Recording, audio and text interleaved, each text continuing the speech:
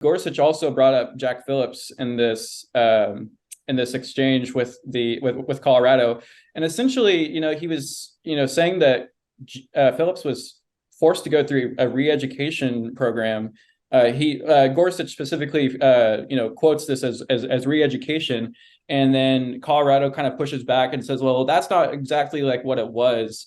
But then Gorsuch really kind of seems to be, in disbelief, or at least, a little skeptical of like that, essentially he's saying, this seems like it was a re-education program. So what do you think about your past client's experience? I mean, do you think that Colorado really was trying to re-educate him in a sense? They say it was like more of like educating him about the laws.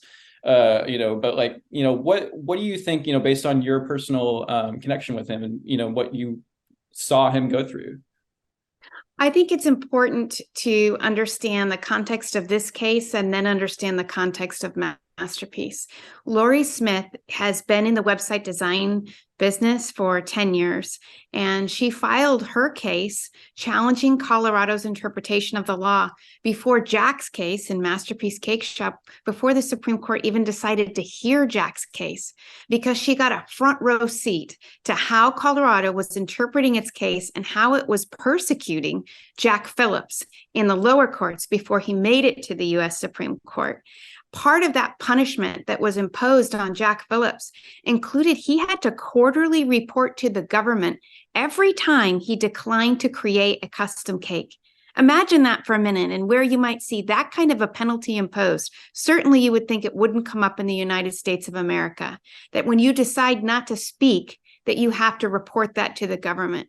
And the re-education program was a part of that.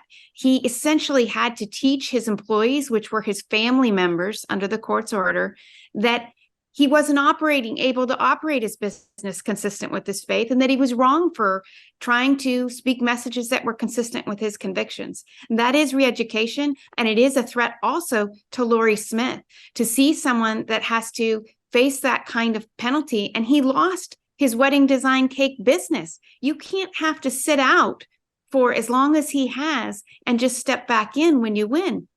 More importantly, 24 days after we won Jack's case at the United States Supreme Court on free exercise of religion, Colorado filed against Jack Phillips again, and he is still in litigation 10 years later.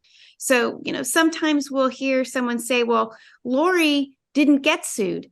But the whole point of our justice system is that you don't have to wait to experience civil fines and penalties and even jail time, which under some of these laws people face, in order to challenge the unjust law. And these harsh penalties put artists in jeopardy. In many sense, it's the purgatory of the administrative process, where you're waiting for the government to impose something so draconian that it really does.